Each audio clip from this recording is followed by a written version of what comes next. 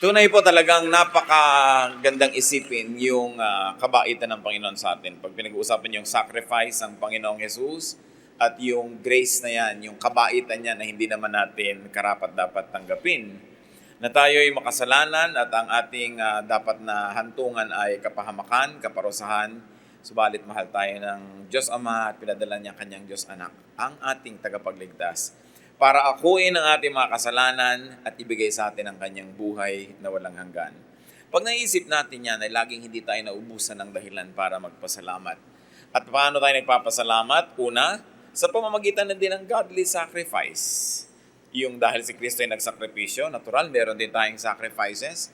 At dahil siya ay gracious din tayo sa kapwa. Pero meron pa pong isang paraan ng pagpapasalamat sa Diyos na madalas hindi nabibigyan ng diin. At yun din is to enjoy life. That God is gracious and that the sacrifices of the Lord Jesus Christ is not meant only to make us contemplate sacrifice, but also to enjoy the fruits of those sacrifice. So ang tunay na espiritualidad, una ay nagsasakripisyo din, nagtitiis na hindi dapat gawin ng mali, at pinagsisikapang gawin ng tama, may sacrifice yun. Pero hindi lang sacrifice. Because God is gracious, we must learn to enjoy life because life is a gift from God. It is not just a problem to be solved, it is a gift to be enjoyed. At yan po ang tema ng Ecclesiastes.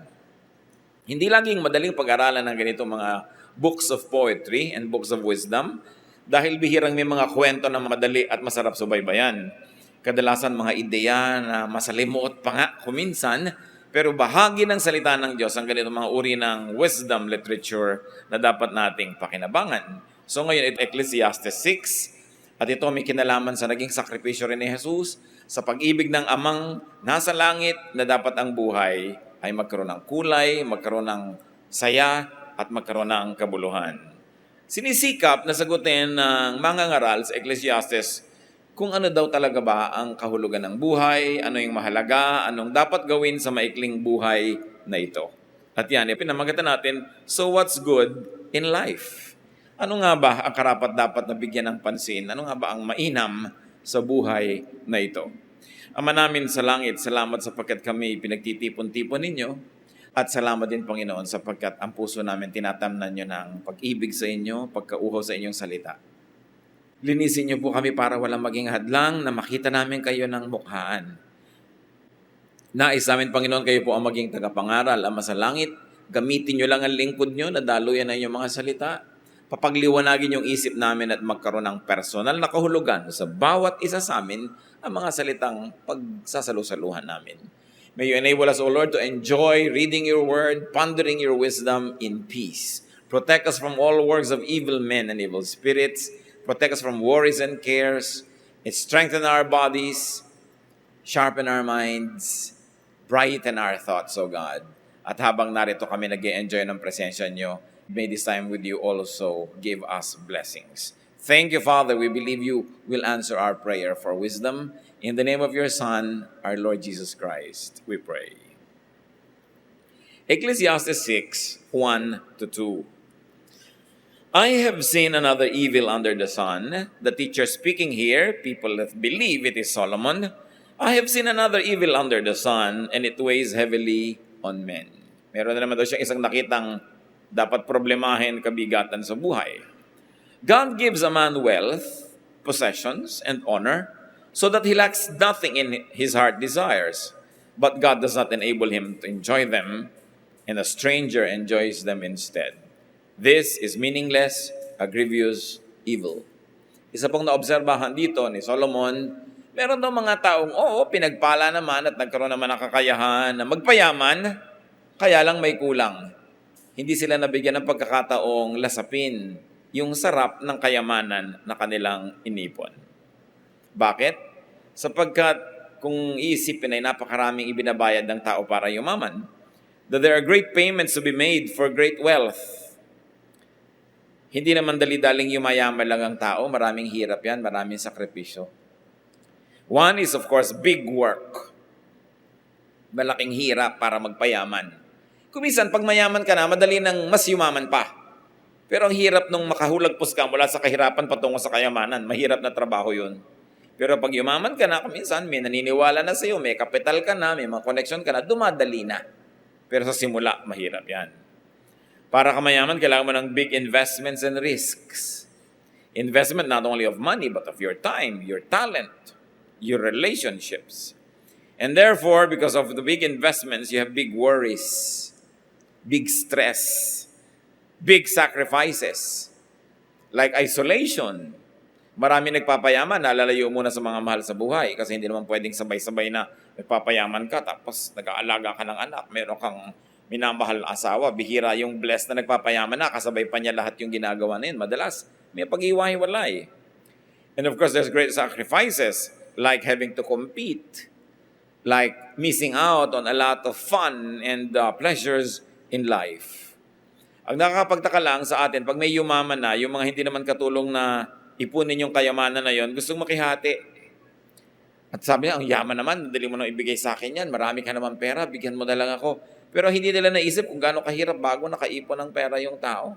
At kung ano ang mga sakripisyo niya para lang manatili siyang mayaman o mas yumaman pa. Ang hirap ngayon, kung naubos mo na yung lakas mo, naubos mo yung PR mo, naubos mo yung good relationship with people para kayo maman, ano ngayon ang natira para ma-enjoy mo yon? The problem with wealth is that wealth could not be enjoyed when one dies, before it is collected or before it is fully enjoyed. At sinasabi yan ni Solomon, kuminsan ang haba ng buhay ng tao, naubos niya sa pagpapayaman, pero hindi niya naggamit yung kayamanan habang buhay siya. That one might overproduce beyond his capacity to enjoy. Na gaano kahaba ka ba mabubuhay na ilang taon? Mabubuhay ka ba ng 18, 90, 100? Siguro yung 110, sobra na yon, no? Pero ipagpalagay na hanggang 110, how much money do you need to enjoy?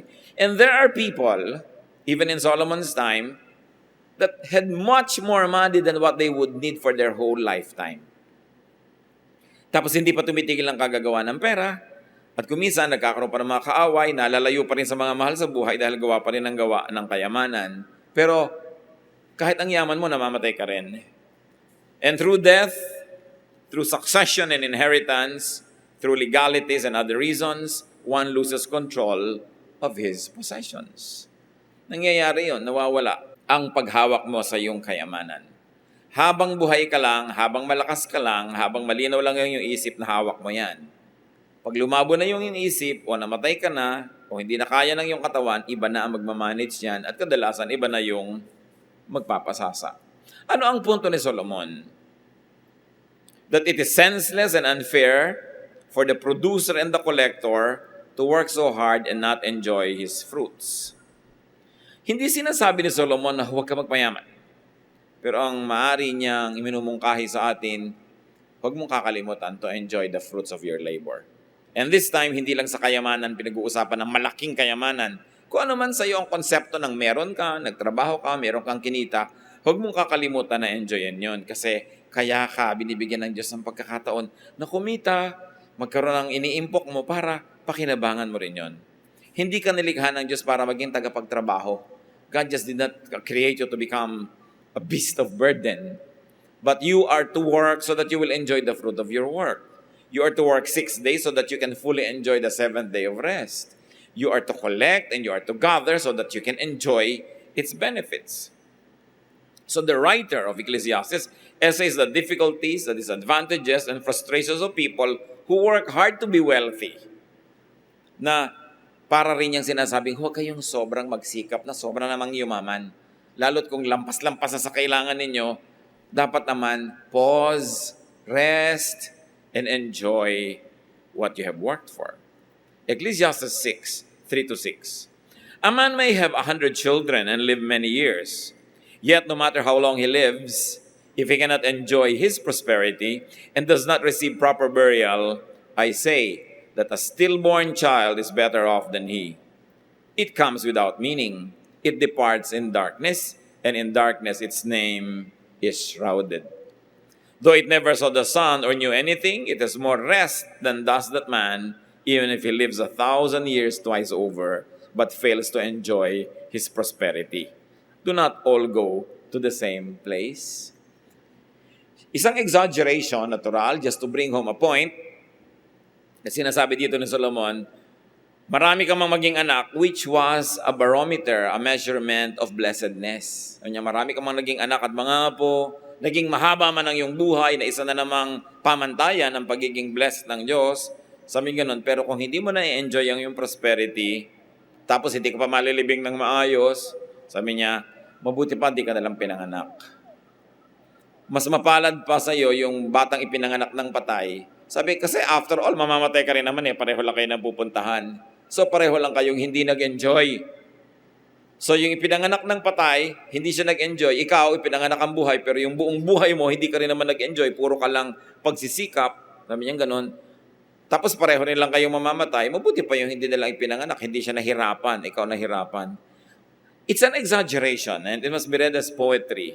Natural, kahit mahirap ang buhay, mas masarap pa rin ipanganak ka kaysa hindi ka na ipinanganak. Pero ang point niya, baka akala mo ganyan lang yung buhay na puro pagsisikap, puro pag-iipon, puro pagtitipid, puro pagtatrabaho. Kailangan na i-enjoy mo yan. Many conservative theologians are not comfortable with Ecclesiastes. It is one of the books of the Bible that gives so much discomfort to conservative theologians. Kasi parang ang puro tinuturo ng Ecclesiastes is how to enjoy life. At alam niyo naman, maraming mga theologians, parang habang hindi ka nagdurusa, nagdurugo, nagpapawis ng dugo, nagkukorona ng tinik, naglalakad ng paluhod sa kanila, parang wala kang kwenta. Pero nakikita natin yung balanse na binibigay ni Solomon sa buhay ng mga mananampalataya. And it is no coincidence na nasa gitna siya ng Bible. Pag binok mo sa gitna, nandun yung Ecclesiastes Even in a physical situation, it might be read as nagbibigay talaga ng balance. Ecclesiastes is one of the very few books in the Bible that will tell you to enjoy life. Salamat nandun. At hindi rin naman aksidente na si Solomon ang pinakamatalinong tao sa balat ng lupa. Siya ang binigyan talaga ng Diyos ng karunungan, kaya dapat pakinggan. Kahit maiksi lang yung book niya. At ang haba-haba nung sobrang nag-glamorize ng sacrifice, pareho silang mahalaga. Ang kailangan may balanse. So sabi niya, a man may have many children and have long life and lots of material blessings, but if he doesn't and cannot enjoy his prosperity, lugi siya.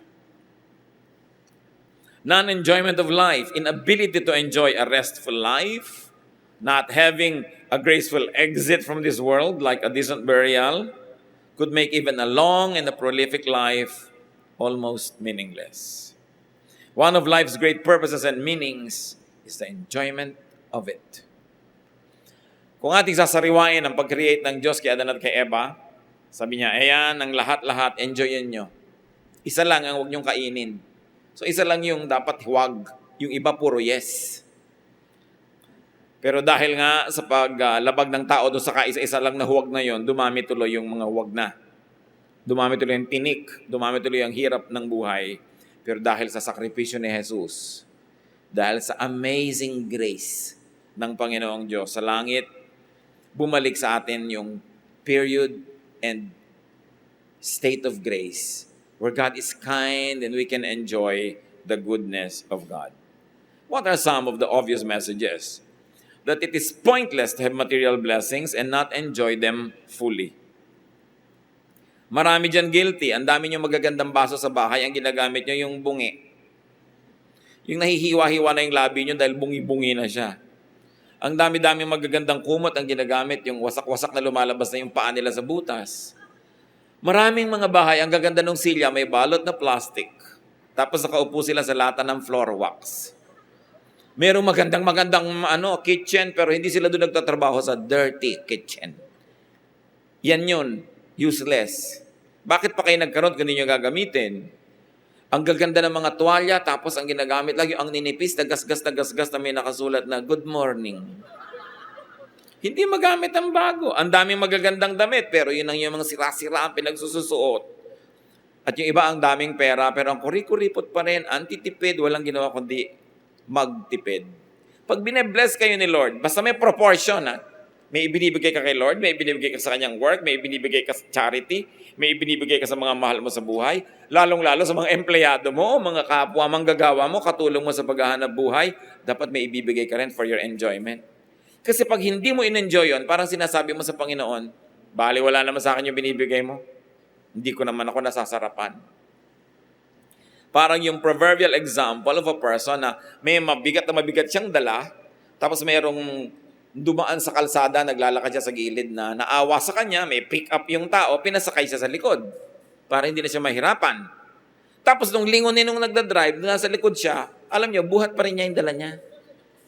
Ganon yung mga tao na hindi nag-e-enjoy sa buhay kahit pinag-e-enjoy na ng Diyos. There are things that we should be enjoying.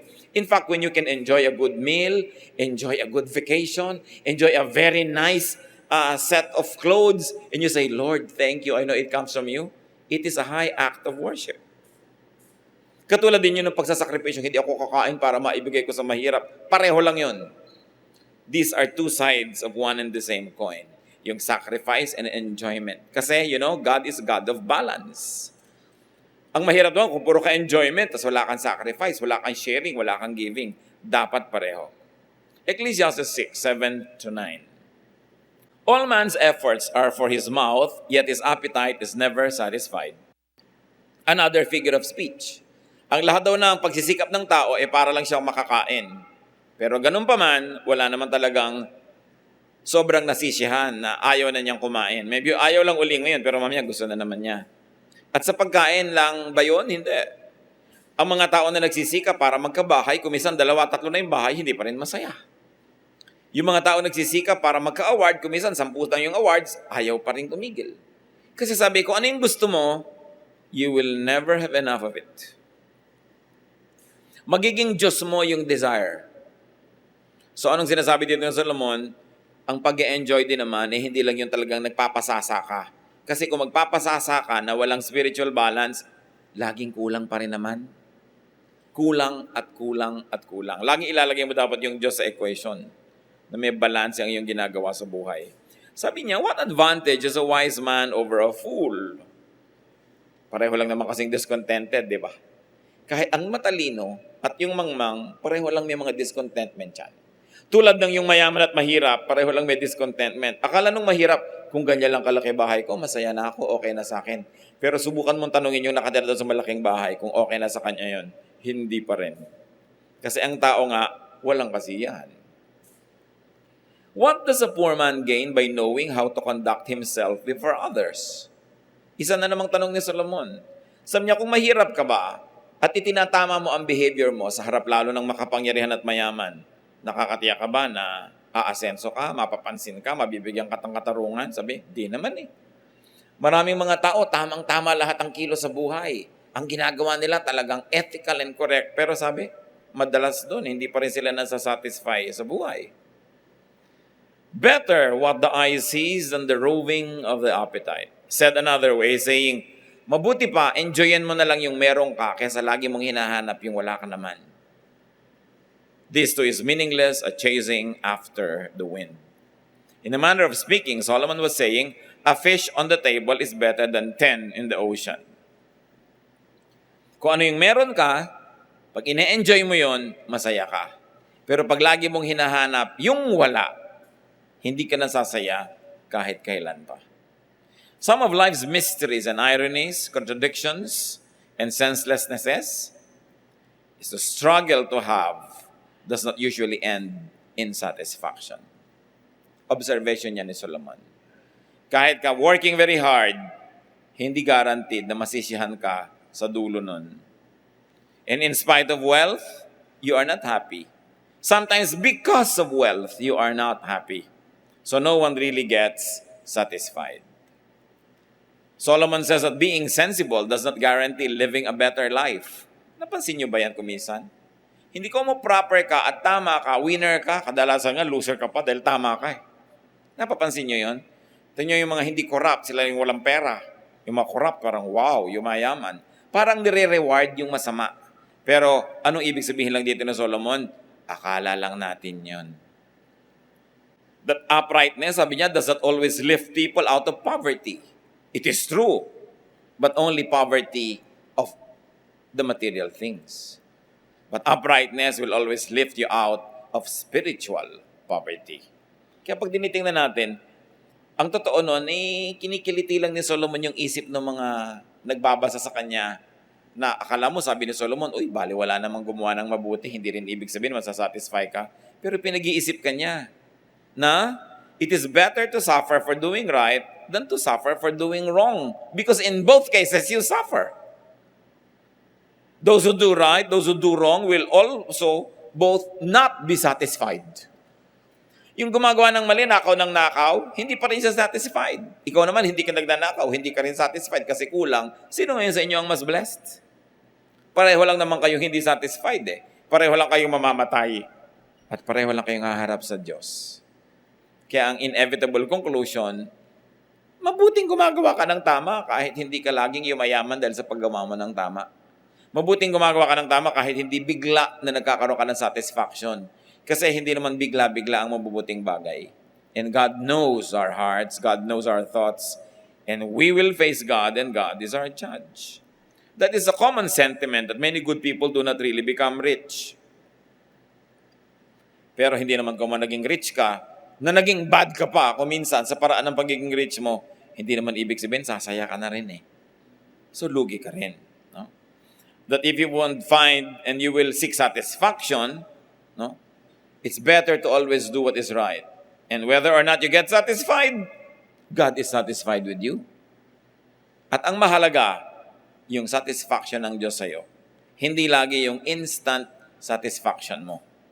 Isa yan sa mga palatandaan ng maturity that you can withhold your satisfaction. You can postpone your pleasure. Pag bata ka, gusto mo nang kainin yan kahit wala na uli mamaya. Pero makikita mo yung mga matatalinong bata, kahit sa plato nila, may kinakain sila halimbawa ng meat, they serve the best piece for last. Sabi mo, magaling ito yung kahuli-hulihang masarap ang kakainin. Para yun ang huli. Pero yung mga immature, uunahin nila yung masarap. Kahit sa trabaho, kahit sa buhay. Sabi ng isang kanta noong 1960s or 70s, a man must break his back to earn his days of pleasure. So ang matatalino at mature na tao, maghihirap muna yung sarap sa dulo. Pero yung mga immature, sarap na ngayon, bahala na bukas kahit hindi masarap yan. Kaya nakikita natin yung wisdom ni Solomon. That it's good always to be good, whether or not you become satisfied with the outcome. Isa pa na tinutumbok niya dyan sa kanyang treatise, mga kapatid, he suggests that there are no guaranteed if P, then Qs. Meaning, pag ginawa mo ito, definitely magiging bunga. There are no guaranteed results in life. Hindi ko gumawa ka ng mabuti, yayaman ka. Pero ang nakakatiyak tayo, pag gumawa ka ng mabuti, natutuwa sa iyo ang Diyos. Yun ang sure. Pero hindi lagi kang yayaman. Sabi niya, the battle is not always to the strong. The race is not always to the swift. Hindi laging ganon. Kasi ang mga tao, ito naman ang ginawa ko, bakit naging ganyan ang outcome? Ang buti-buti ko sa'yo, ba't hindi ka naging mabuti sa akin? Kung kayo, old enough to know life, you know na hindi lahat ng ginagawa nyo ng mabuti, nagsusukli ng mabuti. Pero kahit kailan pagsisihan ang paggawa ng mabuti, lalo pa nga't hindi ka nasuklian ng mabuti, Diyos ngayon na magsusukli sa'yo. Kasi Diyos ang natutuwa sa gumagawa ng mabuti, hindi ka nasuklian ng ginawan mo, sinong magbibigay sa'yo? Di yung Diyos na natutuwa sa'yo. Kaya huwag magsisisi kahit kailan, buti na lang, hindi na lang kita tinulungan, ganyan ka lang pala. Huwag nating pagsisisihan yon. Kasi alam natin na hindi man na tayo nakakatiyak sa magiging immediate result of our goodness, alam natin yung mas malayo at mas mahabang result niyan, tiyak. Nakaharap tayo sa Panginoon at ang Panginoon ay hukom na marunong magbigay ng gantimpala at parusa sa mga tao kung ano man ang kanilang dapat tanggapin. But going back to Solomon and his main thesis, enjoy what you have.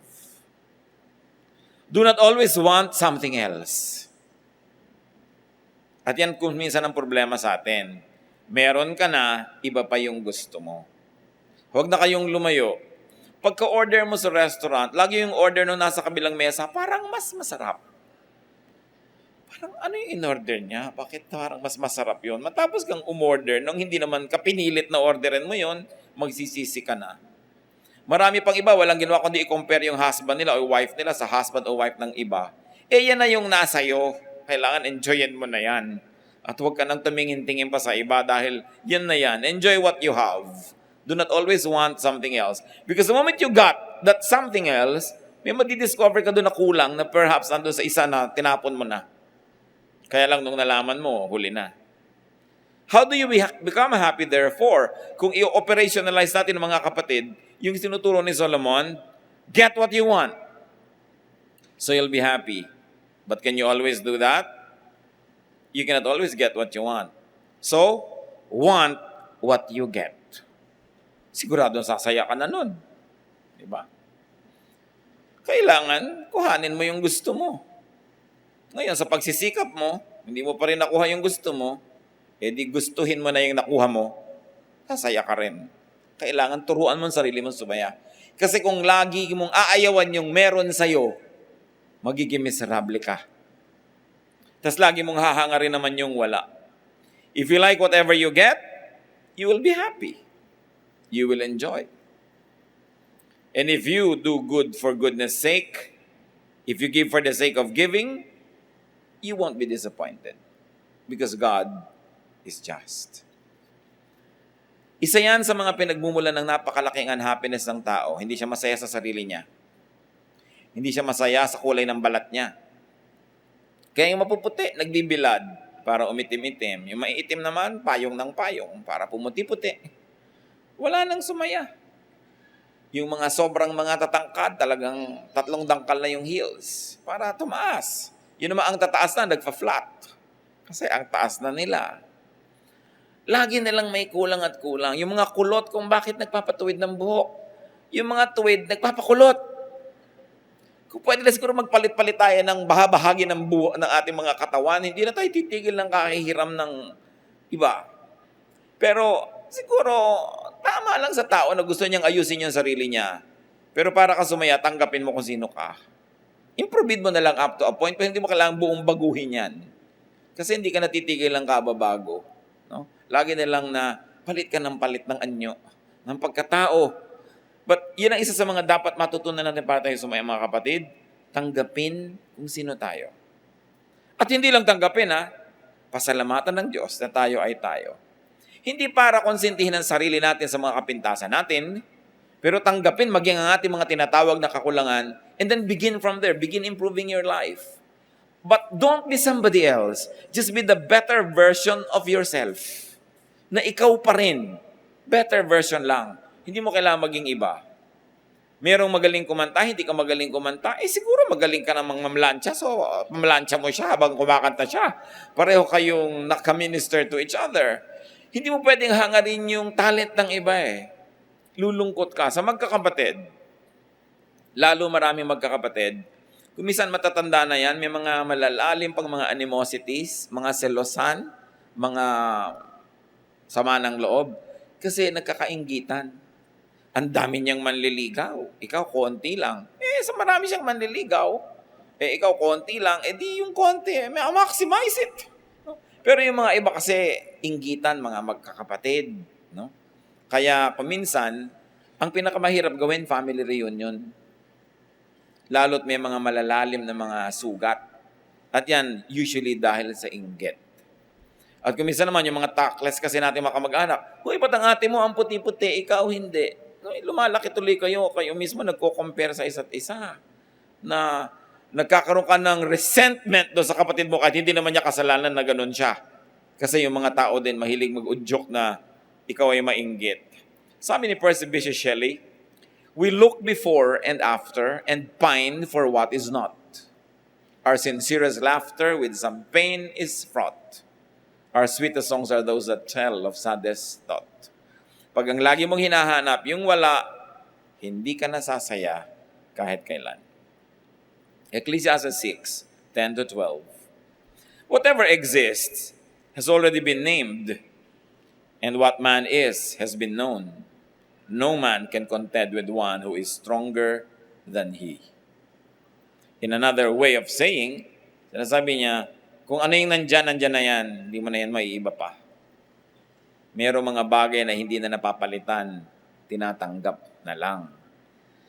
Lalo't lalo kung yan ay kapwa natin. Anak ka mo, merong ganitong kang anak, meron kang ganon, iba-ibang anak, dapat tanggapin mo lahat ng iyong anak. Hindi mo pwede i-compare ang mga anak mo na dapat katulad ka ng kuya mo, dapat katulad ka ng bunsong kapatid mo, kasi iba-iba Dapat tinatanggap mo yung asawa mo. Bakit yung asawa ng kapatid ko masipag? Bakit ikaw? Yung lagi na lang. Sa ganun, kung nandyan na yan, andyan yan. Alam nyo, yung iba sabihin, babaguhin siya ng aking pag-ibig. Hindi nangyayari yun. Kung hindi mo siya matatanggap as is where is, huwag mong pakasalan. Huwag kang umasang magbabago. Ngayon, kung nagbago, bonus. Salamat. Pero kung hindi nagbago, handa ka. Pero yung akala mo magbabago. Sabi nga sa Bible, can a leopard change its spots? Ang tao ganun. Kahit pa nga nagkakaroon ng spiritual experience, born again, nagba-Bible study, may pagbabago magaganap, sure. Pero may basic siyang pagkatao na yun na siya. Kaya dapat, para kasumaya na nandyan siya, tanggapin mo. Kailangan marunong tayong tumanggap ng ganon. Hindi laging may patakaran ang ating pagtanggap. At sabi ni Solomon sa verse 11, the more the words, the less the meaning. And how does that profit anyone? In other words, para din yan, poetry. Mas maiksi, bugtong, mas maiksi, mas madaling makuha yung kahulugan. Kaysa paragraphs upon paragraphs of explanation, lumalabnaw, parang sabaw na isang drama, ang hirap hanapin yung laman. No? Sabi ganun din pag sobrang daming salita, gumugulo. So may mga bagay na huwag mo na lang laging analyzein. Ang isip kasi natin, mga kapatid, merong part na nag-a-analyze, merong part na unconscious or subconscious. Meron din siyang paraan ng pag-iisip, pero hindi yung controlled mo. May bahagi ng ating pag-iisip na controlled natin, merong hindi. Kaya sabi niya, huwag mong kontrolin lahat. Huwag mong analyzein lahat. Habang analyze ka ng analyze, humihirap lalong maintindihan ng marami mga bagay. In other words, sakay ka na lang. Enjoyin mo yan at huwag mo laging hanapan ng if, P, then Q o ng mga dahilan. Verse 12, for who knows what is good for a man in life? During the few and meaningless days he passes through like a shadow. Who can tell him what will happen under the sun after he is gone? So Solomon was saying that we can change the way it is by thinking about it, by problematizing and solving and making sense of life's mysteries. Mahiwaga talaga ang buhay. Hindi mo kayang maunawa ang lahat. In other words, Solomon says, life is short. Don't waste time problematizing life. But savor every moment. Enjoy every minute. Maximize life's unlimited time by enjoying it, by accepting that which cannot be changed. Maraming ganyan mga magulang hindi matanggap yung anak, mga anak hindi matanggap yung magulang, magkakapatid hindi matanggap. Ang tagal-tagal na struggle, tapos kung kailan malapit ang mamatay at saka lang magtatanggapan, magpapatawaran, sayang. Maraming mga manugang ayaw tanggapin ng biyenan, pero pag naman naghihingalo na rin yung biyenan, tinatanggap na rin yung manugang. So aga-agahan na para mag-enjoy sa buhay. Maximize life's limited time by doing good no matter what the initial and apparent outcome. So what's good in life? May nadagdag ba sa definition natin, mga kapatid? So what's good in life? If you might review, don't overwork to the point of being unable to enjoy the fruits of your labor. Kailangan may pahinga ka para ka mag-enjoy. Bagamat konting tao yon, madami yung iba sobrang enjoy konting trabaho. Yun ang mas malaking problema. Pero meron talaga hindi marunong pasayahin ang sarili. Lagi na lang tinitipid ang sarili. Lagi na lamang na walang ginawa kundi mag-ipon at magtrabaho na magtrabaho. So work and enjoy the fruits of your work. And enjoy before you die. Of course. Pero kasama na sa meaning niyan, enjoy before you become too old or too sick to enjoy it. Minsan pag nagbabiyahe ka sa ibang bansa, makikita mo meron mga super tatanda na doon pa nagtutur. Talagang halos hindi na makaakyat ng mga baitang-baitang. Well, at least nagtutur pa rin, no? Pero laki siguro ang panghihinayang noon kung nung mga bata-bata pa sila hindi man lang nagbiyahe, pagkatapos puro tipid ng tipid, no? Tapos lalo mga Pilipinong magulang bigay lahat sa anak. No? Yung halos tipirin ng sarili, hindi kumakain ng masarap, puro sa anak. Si anak naman para puro lakwatsa. No, nag-e-enjoy sa buhay si anak. So, kailangan marunong ka rin magpa-enjoy sa iyong sarili. Enjoy what you have, get what you want, or want what you get. And be good for goodness sake. though you are not immediately rewarded.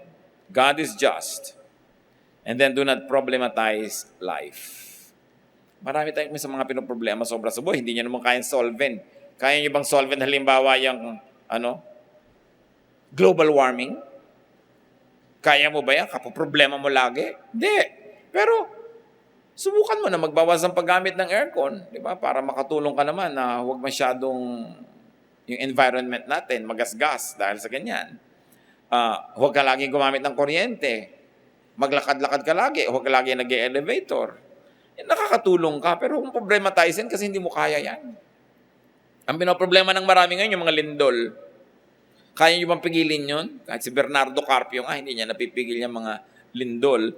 Pero meron kang pwedeng gawin, tingnan mo kung safe ba yung environment na nitiran mo at kung you are blessed with a capacity to improve your house or to move, then do it. If not, dagdagan mo ng dasal. Di ba? At maging alert ka, meron ka man lamang na security measures, may mga matibay-tibay kang mesa sa iyong bahay para kung sakasakaling naglalaglagan yung mga taga-taas sa iyo, may mesa naman. Mag-ipon ka ng konting tubig, pagkain, flashlight, kung saan ka nakahiga para kung dadaganan ka doon ng mga kung ano-ano, may baon ka man lang. Kung mahukay ka sa ikapitong araw, may kinakain ka pa. Abutan ka na nagbubutong pakwan, masaya ka ng konti. Kasi anong magagawa mo tungkol dyan? Lalo't wala kang kapera-pera, hindi mo naman kayang lumipat, di ba? Pero dagdagan mo ng konting seguridad yung buhay mo. Alam mo naman, ang kailangan ng taong nadadagan na naman ganyan, tubig, pagkain. Ngayon, kung mag-iimba ka ng delata, sitiyakin mong may abrelata ka. Mahirap ngat-ngatin yung lata, lalo madilim. So, may mga bagay na pwede mong problemahin up to a point. Wala yung anak mo, 1:00 na, 2:00, anong magagawa mo? Nalakad ka ng lakad, pabalik-balik ka. Di ba? Ipanalangin mo siya. Why worry when you can pray? At matapos mong manalangin, sikapin mong matulog na. Kasi kahit ka naman mapuyat, wala ka rin magagawa eh. So may tinatanggap. Merong ang asawa, nagtatrabaho abroad, wala ka nang ginawa, kundi isipin ko nagtataksil. Alam nyo, kung talagang nagtataksil siya, 2 beses ka nagdusa, saka iisip, at nung totoo nagtaksil. Pero kung hindi pala nagtaksil, nagdusa ka na rin eh. So you suffer twice over. Ngayon, eto, hindi siya nagtaksil, inabutan ka, mukhang kalansay dahil lagi kang nag-worry. Pagtataksila ka na nga siguro. So, why worry about things you cannot change? Yan ang sinasabi dito ng Solomon. Like your situation. Like what you have.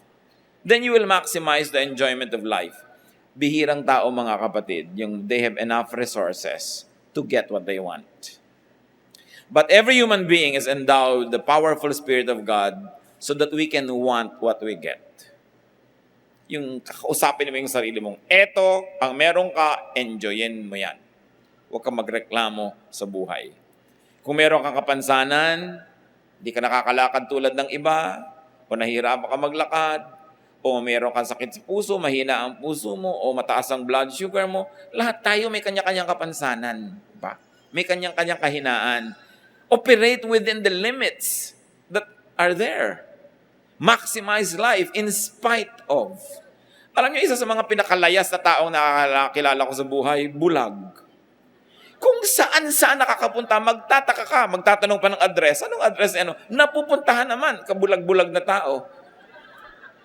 At ang isa sa mga pinakamang mga dadaldal na kilala ko, pipe. Kahit pa sign language, ang pagsisikap magchismisan, talagang may willpower.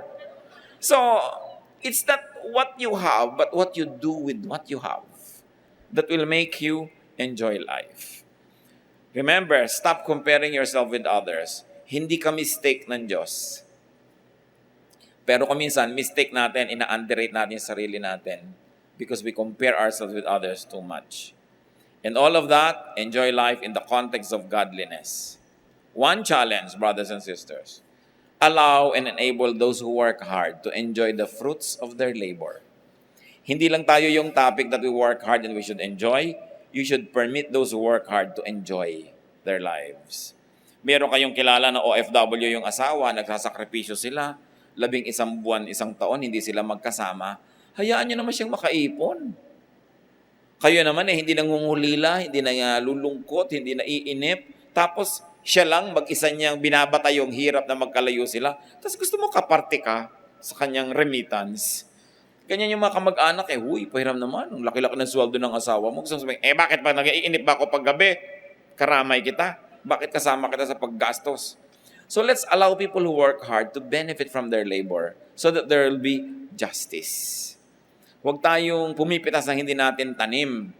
At kung minsan, pag binibigyan tayo, na kagisagisan tayo ng konting grasya, pasalamat tayo. Pero hindi nila obligasyon yon.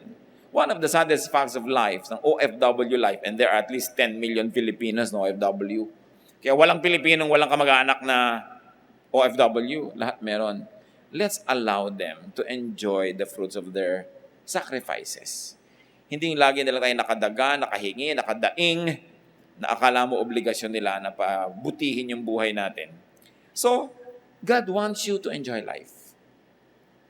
Yes, there are sacrifices. There are things that we should not do. There are things that God requires us to give to Him.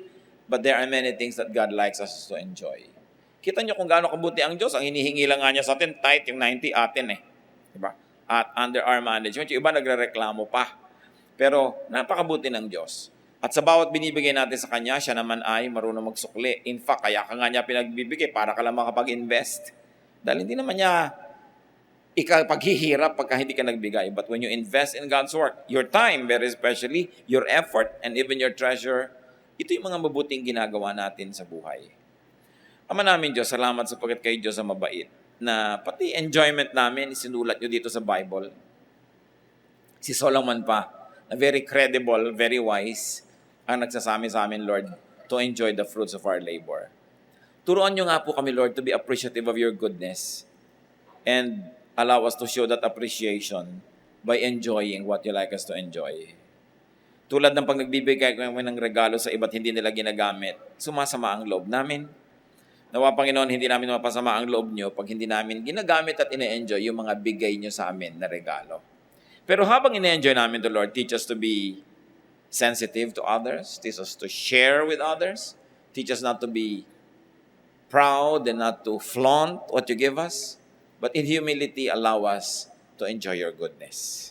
Pagbulay-bulayan pa natin, mga kapatid, sa ilang saglit ng katahimikan, ang personal na mensahe sa inyo ng Panginoon, makipagniig tayo sa Espiritu ng Diyos na gustong tayo lumasap ng sarap sa buhay.